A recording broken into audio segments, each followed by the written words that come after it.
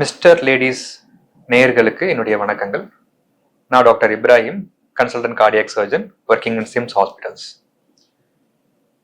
நம்ம இப்போ காமனா இருக்கக்கூடிய வியாதிகள் அது என்னென்ன?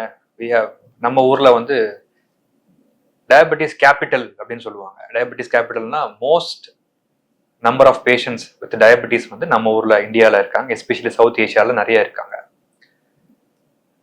டயபெட்டிஸ் பேஷண்ட்டுங்களுக்கு ஃப்ரீக்வெண்டா ஹார்ட் ப்ராப்ளம்ஸ் வர்றதுக்கான வாய்ப்புகள் நிறைய இருக்கு. அவங்களுக்கு எப்போ வரும்? டயபெட்டிஸ் அன்கண்ட்ரோல்டா வச்சிருந்தாதான் they are more prone for other problems. Diabetes கரெக்டா மெயின்டைன் பண்றாங்க, ரெகுலரா வாக்கிங் பண்றாங்க அப்படின்னு சொன்னா அவங்க மற்ற உறுப்புகள் பாதிக்கிறத ரொம்ப நாளைக்கு தள்ளி வைக்க முடியும். அவங்களுடைய குவாலிட்டி ஆஃப் லைஃப் டெஃபினட்டா பெட்டரா இருக்கும். அவங்க 3 மாசம் இல்ல 6 மாசத்துக்கு ஒரு வாட்டி சுகர் எப்படி HbA1c அப்படிங்கிற ஒரு ஆவரேஜ் சுகர் செக் பண்ணி அதுக்கேற்ற மாதிரி மெடிசன்ஸ் அட்ஜஸ்ட் பண்றாங்களோ அதே மாதிரி ஒரு 6 மாசத்துக்கு ஒரு வாட்டி இல்ல ஒரு வருஷத்துக்கு ஒரு வாட்டி ஒரு கார்டியாக் செக்அப் பண்ணிக்கணும். என்ன கார்டியாக் செக்அப் பண்ணணும்? ஒரு ஹார்ட்டுக்கு செக்அப் பண்ணணும்னா என்னென்ன டெஸ்ட் பண்ணுவாங்க? பேசிக்கா ஒரு இசிஜி, ஒரு எக்கோ, ஒரு ட்ரெட்மில் டெஸ்ட்.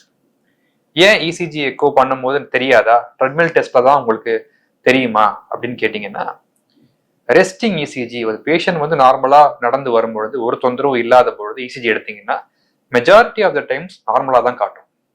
அதே மாதிரி எக்கோவும் ஒரு நார்மலான பேஷண்ட்டுக்கு எடுத்தீங்கன்னா ஒண்ணுமே தெரியாது. இதுக்கு முன்னாடி அட்டாக் வரல, வேற எதுவும் ப்ராப்ளம் இல்லைன்னா அது நார்மல் எக்கோ ரிப்போர்ட்டா தான் இருக்கும். அவங்களுக்கு எந்த ரிஸ்க்குமே இல்லைன்னு சொல்லி நம்மளால சொல்ல முடியாது. அவங்கள எக்ஸர்ட் பண்ணணும். எப்போ எக்ஸர்ட் பண்ண முடியும்? ஒரு ட்ரெட்மில்ல ஒரு பெல்ட் மேல ஓட வச்சு அவங்கள இசிஜி எடுப்போம். ஸோ அவங்க ஒரு குறிப்பிட்ட அமௌண்ட் ஆஃப் ஸ்ட்ரெஸ் கொடுக்கும் பொழுது அந்த ஹார்ட் அந்த லோட தாங்குதா அப்படிங்கிறத நம்ம செக் பண்ணுவோம். அந்த ஸ்ட்ரெஸ்ல அந்த ஹார்ட்டோட மசில்ல ஏதாவது இசிஜி வேரியேஷன் வருதாங்கிறத பார்க்கும் பொழுது டெஃபினட்டா அவங்களுக்கு எதுவும் பிளாக் இல்லை இருக்கு, இல்லை நியர்பை எந்த விதமான ஒரு டேமேஜும் அவங்களுக்கு நடக்காது அப்படின்னு நம்ம ஒரு கார்டியாக் செக்அப்ல ஓரளவுக்கு சொல்ல முடியும். ரெண்டாவது மோஸ்ட் காமன் கொமாபிடிட்டி, அதாவது வியாதி நம்ம ஊர்ல பாத்தீங்கன்னா பிபி, சுகருக்கு அப்புறம் பிபி. நிறைய பேருக்கு அதுவுமே யங் ஏஜ்ல ஸ்டார்ட் ஆகுது. சின்ன வயசுல இருந்தே அதுக்காக அவங்க மெடிசன் ஸ்டார்ட் பண்றாங்க. அவங்களுமே சுகரை கண்ட்ரோல் பண்ற மாதிரி பிபியும் ப்ராப்பரா செக்அப் பண்ணி once in a month or once in 2 months அதை ப்ராப்பரா மானிட்டர் பண்ணி அதுக்கு மெடிசின் சாப்பிட்டு அதை கண்ட்ரோல்ல வச்சுக்கிட்டாங்கன்னா அவங்களுக்கும் மற்ற உறுப்புகள் பாதிக்கிற மாதிரி ஹார்ட்டும் பாதிக்காம நம்மளால தடுக்க முடியும். அது ரொம்ப ரொம்ப இம்பார்ட்டன்ட். பிபியை ரொம்ப நெக்லெக்ட் பண்ணுவாங்க நிறைய பேர். சின்ன வயசுலயே பிபி மாத்திரை சாப்பிட்டுட்டா கடைசி லைஃப் லாங் நம்ம சாப்பிட்ற மாதிரி ஆயிடும், அதனால நம்ம லைஃப் ஸ்டைல்ல மாடிஃபை பண்ணுவோம். லைஃப் ஸ்டைல்ல ஓரளவுக்கு கண்ட்ரோல் பண்ணலாம். லைஃப் ஸ்டைல்ல கண்ட்ரோல் பண்ணியும் பிபி கூட தான் இருக்கு அப்படின்னு சொன்னா மெடிசின் எடுக்கிறது தான் நல்லது. கண்ட்ரோல் பண்ண முடியாம பிபி அதிகமா வச்சுட்டு இருந்தீங்கன்னா அது உறுப்பெல்லாம் டேமேஜ் பண்ண பிறகு நீங்க கண்ட்ரோல் பண்ணி ஒரு பிரயோஜனமே கிடையாது. Damage is already done. So பிபியை நீங்க ரொம்ப க்ளோஸா மானிட்டர் பண்ணி கண்ட்ரோல் பண்ணணும். மூணாவது கொலஸ்ட்ரால்.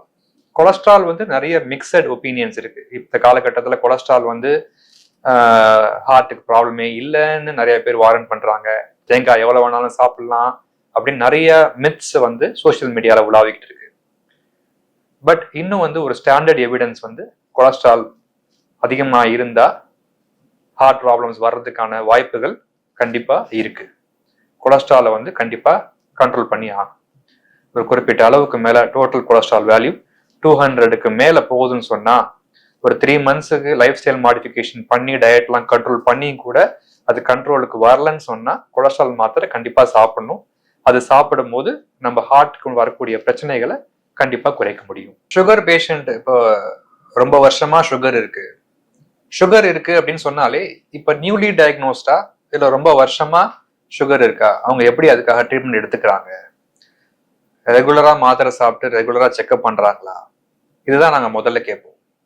ஸோ அதை வச்சே நாங்க ஓரளவுக்கு கெஸ் பண்ணிடுவோம் அவங்களுடைய உடம்புனுடைய சக்தி தன்மை எப்படி இருக்குங்கிறத நம்மளால கெஸ் பண்ண முடியும். ரொம்ப அன்கண்ட்ரோல்டு சுகர் பேஷண்டா இருந்தாங்கன்னு சொன்னா ரொம்ப வருஷங்களா இருக்காங்க, ஒரு 10 வருஷத்துக்கு மேல சுகர் இருக்கு, சரியா பராமரிக்கல, நான் வேலை நிமித்தமா நான் சரியா பராமரிக்கல, இல்லை எனக்கு அதை பத்தி ஒரு புரிதல் இல்லாதனால நான் சரியா செக்அப் பண்ணிக்கல அப்படின்னு சொன்னாங்கன்னா அவங்களுக்கு உடம்புல எல்லா உறுப்புலையுமே தாக்கம் ஏற்படும். அதை நம்ம தலையில இருந்து கால் வரைக்கும் எங்க வேணாலும் பிரச்சனைகள் வரலாம். பிரெயின்ல பார்த்தீங்கன்னா ஸ்ட்ரோக் வர்றதுக்கான வாய்ப்புகள் இருக்கு. சுகர் என்ன பண்ணும், இரத்த குழாய்கள்ல இருக்கிற செல் எல்லாம் டேமேஜ் பண்ணிட்டு அங்கங்க வந்து பிளாக்கை உண்டு பண்ண ஆரம்பிக்கும். அந்த பிளாக் என்ன ஆகும், அது சப்ளை பண்ற உறுப்புகளை பாதிக்க ஆரம்பிக்கும். கண்ணுலையும் அதே மாதிரி பாதிச்சு ரெட்டினோபதின்னு சொல்லுவோம். கண்ணுக்கு உள்ள இருக்கிற திரை ரெட்டினா அது வந்து டேமேஜ் ஆயிட்டு கண் பார்வையில மங்கல் ஏற்படலாம்.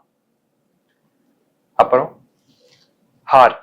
ஹார்ட்ல வந்து இரத்த குழாய்கள் சேதமடையலாம். சேதமடைஞ்சு அட்டாக் வந்து அதனால நிறைய ப்ராப்ளம்ஸ் வந்து அவங்க சஃபர் பண்றதுக்கு சான்சஸ் இருக்கு. மற்ற காலுக்கு போற இரத்த குழாய்கள் அதுலலாம் அஃபெக்ட் ஆச்சுன்னு சொன்னா காலில் வந்து சுரணை கம்மியாகி நரம்புல வந்து சுரணை இல்லாம காலில் புண்ணு வந்து புண்ணு வந்து சீழ் பிடிச்சி இன்ஃபெக்ஷன் ஆகி செப்டிக் ஆகிறதுக்கான வாய்ப்புகள் இருக்கு. கிட்னியில ப்ராப்ளம் வந்துச்சுன்னு சொன்னா கிட்னி ஃபெயிலியர் வரைக்கும் போறதுக்கான சான்சஸ் இருக்கு. ஸோ இந்த மாதிரி சுகர் பேஷண்ட்களுக்கு வந்து உடம்புல இருக்கிற எல்லா உறுப்புலையுமே சேதம் அடைகிறதுக்கான வாய்ப்புகள் இருக்கு. இவங்க வந்து சரியா பராமரிச்சு அதை மெயின்டைன் பண்ணாங்கன்னா அதெல்லாம் தள்ளி வைக்கலாம். நிறைய பேர் வந்து இந்த காலகட்டத்தில் அதை கரெக்டா ரெகுலரா ஃபாலோ பண்றவங்க 80 வயசு 90 வரை வரைக்கும் சுகரோட இருக்கிறவங்க, நார்மலா இருக்கிறவங்க நாங்கள் நிறைய பேர் பார்க்குறோம். ஈவன் ஜுவைனல் டயபெட்டிஸ் பேஷண்ட் சின்ன வயசுல இருந்து இன்சுலின் டிபெண்டா இருக்கிறவங்க கூட 50 60 வயசு 70 வயசு வரைக்கும் எந்த ப்ராப்ளமும் இல்லாம நார்மல் லைஃபை லீட் பண்றாங்க. நிறைய பேர் வந்து பல விதமான சோசியல் மீடியா இன்ஃப்ளூயன்சர்ஸ் இல்ல அக்கம் பக்கத்துல உள்ளவங்க சொல்றாங்கன்னு சொல்லிட்டு வேற்று விதமான ட்ரீட்மெண்ட்டுக்கு போய் சுகரை சரியா பராமரிக்காம உறுப்பு பாதிச்ச பிறகு இங்கிலீஷ் மெடிசனுக்கு வர்றது, அந்த மாதிரி தவறுதல் நிறைய நாங்க பாக்குறோம். அதுக்கு பிறகு நீங்க எவ்வளவு வந்தாலும் ஒரு விஷயம் டேமேஜ் ஆன பிறகு அதை திரும்ப கொண்டு வரதை விட prevention is always better then cure.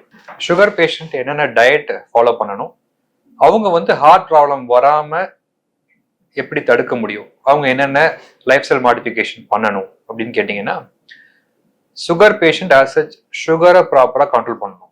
Number 1, டயபெட்டிஸ்ல வந்து சுகர் அவாய்ட் பண்ணிடணும். ஸ்வீட் சாப்பிட்றது, டீல சக்கரை போட்டு குடிக்கிறது, அதிகமாக கார்போஹைட்ரேட் ஃபுட்டு சாப்பிட்றது, அந்த மாதிரி இருக்கிறத வந்து மெயினாக கட் பண்ணிட்டு ஒரு அவங்களுடைய சுகர் வேல்யூவை HbA1c லெவலை ஒரு 7க்குள்ளேயே கொண்டு வர மாதிரி எப்பவுமே வச்சுக்கணும்.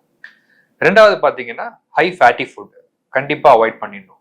ஃப்ரைடு, அதாவது சமோசா, வடை, அந்த மாதிரி ஃபேட்டி ஃபுட், ஆயிலி ஃபுட்டை வந்து கண்டிப்பாக அவங்க டோட்டலாக அவாய்ட் பண்ணிடணும்.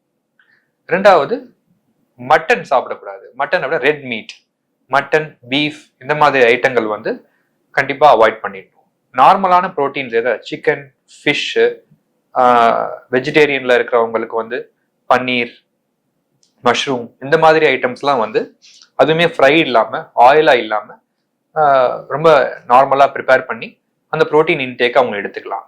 Egg is also good. Egg வந்து கண்டிப்பாக ஒரு ஹோல் எக், அப்புறம் அதுக்கு பிறகு எவ்வளோ வேணாலும் white X they can take. So இதெல்லாம் வந்து அவங்க டயட்ரி பேட்டர்னில் மாடிஃபை பண்ணிக்கணும். சுகர் பேஷண்ட்ஸ் ரெகுலராக வாக் பண்ணணும். அவங்க வந்து வாக் பண்ண அவங்களுடைய ஹார்ட் வந்து நல்ல ப்ரீ கண்டிஷன் ஆகும். நார்மலாக இரத்த குழாயில் பிளாக் உருவானாலுமே அவங்க ரெகுலராக வாக் பண்ணும்பொழுது ஆட்டோமேட்டிக்காக இயற்கையாகவே பைபாசஸ் உருவாகும். அதுக்கு பேர் நாங்கள் கொலாட்ரல்ஸ் அப்படின்னு சொல்லுவோம். அது என்ன பண்ணும், ஒரு நார்மலான பிளாக் உருவானாலுமே அதை தாண்டி அந்த மசிலுக்கு ரத்தம் போகிற மாதிரி நியோவாஸ்குலரைசேஷன், புது இரத்த குழாய்கள் இயற்கையாக உருவாகி அதுக்கு சப்ளை பண்ணிட்டு இருக்கு. நீங்கள் ரெகுலராக வாக் பண்ணி நல்ல ஆக்டிவாக இருந்தீங்கன்னு சொன்னால் அந்த மேஜரான ஹார்ட் அட்டாக் வர்றதை நீங்கள் தடுத்துக்க முடியும். தோ நீங்கள் நல்ல அதே மாதிரி ரெகுலராக நீங்கள் வாக் பண்ண ஆரம்பிச்சிட்டிங்கன்னா, ஒரு செடென்ட்ரி லைஃப் ஸ்டைலில் இருக்கிறவங்களுக்கு வந்து சடனாக ஹார்ட் அட்டாக் வரும்போது ரொம்ப மேஜராக சஃபர் பண்ணுவாங்க. ஆனால் வாக் பண்ணுறவங்க, ஆக்டிவாக இருக்கிறவங்க வந்து அவங்களுக்கு வந்து ஒரு டிஃப்ரென்ஸ் தெரிய ஆரம்பிக்கும். அவங்களுக்கு வந்து சிம்டம்ஸ் ஏர்லியராகவே பிக்கப் பண்ணுவாங்க. ஸோ அவங்க ஆட்டோமேட்டிக்காக சீக்கிரமாக செக்அப் வருவாங்க. மேஜரான டேமேஜ் நடக்கிறதுக்கு முன்னாடி ஈஸியாக தடுத்துக்க முடியும். ஸோ இது வந்து சுகர் பேஷண்ட்ஸ் வந்து ஹார்ட் ப்ராப்ளம் வராமல் தடுத்துக்கணும். அது இல்லாமல் நான் சொன்ன மாதிரி, ஏற்கனவே சொன்ன மாதிரி 6 மாதம் இல்லை 1 வருஷத்துக்கு ஒரு வாட்டி ஒரு பேசிக் ஹார்ட் செக்அப், இசிஜி, எக்கோ, தேவைப்பட்டதுன்னு சொன்னால் ட்ரெட்மில் டெஸ்ட் பண்ணிக்கிறது ரொம்ப நல்லது. சுகர் பேஷண்ட்டுங்களுக்கு வந்து ஹார்ட் அட்டாக் வந்துச்சு அப்படின்னா அவங்களுக்கு எந்த விதமான அறிகுறிகள் இருக்கும் அப்படிங்கிறது, நார்மலாக வரக்கூடிய ஒரு நெஞ்சு வலியோ, நாங்கள் அந்த கிளாசிக்கலாக நெஞ்சு வலி எப்படி வரும், central chest pain, radiating to the left side of the shoulder, இல்லை ரேடியேட்டிங் டு த பேக், முதுகில் வர்றது, கழுத்துக்கு போகிறது, இல்லை தாடையில் வர்றது, அந்த மாதிரி சம்டைம்ஸ் அவங்களால அது சொல்ல முடியாது. அவங்களுடைய சிம்டம் வந்து ஒரு விதமான திக்குமுக்காடல். அவங்களுக்கால அதை கிளாசிக்கலா சொல்ல முடியாது. சில பேர் வந்து நெஞ்சு மேல ஏதோ பாரமா இருக்கு, ஏதோ இறுக்கமா இருக்கு, ஒரு வலியாவே அவங்களால அது உணர முடியாது. நார்மலா சுகர் பேஷண்ட்களுக்கு எப்படி காலில் வந்து உணர்ச்சி இல்லாம புண்ணு வருதோ, அவங்களுடைய நரம்புகள்லாம் எப்படி பாதிக்கப்பட்டு அவங்களுக்கு காலில் சொரணை இல்லாம இடுக்குல புண்ணு வந்து செப்டிக் ஆகுதோ, அதே மாதிரி ஜென்ரலா உடம்பு ஃபுல்லாவே அவங்களுடைய சொரணைத்தன்மை, அதாவது உணர்வு வந்து குறையும். ஸோ இருதய அட்டாக் வரும் பொழுது நார்மலா வரக்கூடிய வலி அவங்களால ரெகுலரா உணர முடியாது. ஒரு மாதிரி ஒரு கிரிப்பிங், ஒரு ஒரு திக்கும் காடல், அது எப்படி சொல்றதுன்னா ஒரு பாரம் மாதிரி அவங்க ஃபீல் பண்ணுவாங்க. அது அட்டாக் மாதிரி வரும் பொழுது அவங்களுக்கு இந்த மாதிரி இருக்கும். சில பேருக்கு நடக்கும் பொழுது அவங்களுக்கு வந்து நடக்க முடியாம ஒரு அழுத்தம் ஏற்படும். அப்போ ஒரு 100 அடி இல்ல ஒரு 200 அடி நடந்த பிறகு அவங்களால தொடர்ந்து நடக்க முடியாம ஒரு 10 நிமிஷம் உட்கார்ற மாதிரி ஆயிடும். அதுக்கு பேரு எக்ஸர்ஷனல் ஆன்ஜைனான்னு சொல்லுவோம். ஒரு மாடி படி முன்னாடி நான் ஈஸியா ஏறிக்கிட்டு இருந்தேன் டாக்டர், இப்ப என்னால ஏற முடியல, ஏறுனா ஏதோ ஒரு டிஸ்கம்ஃபர்ட் எனக்கு தெரியுது அப்படின்னு அவங்க சொல்ல முடியும். இதுதான் வந்து சுகர் பேஷண்ட்களுக்கு ஏற்படக்கூடிய அறிகுறிகள் ஹார்ட் ப்ராப்ளம் வந்ததுன்னு சொன்னா. மீண்டும் வேற ஒரு வீடியோவில் வேற தகவலுடன் சந்திப்போம்.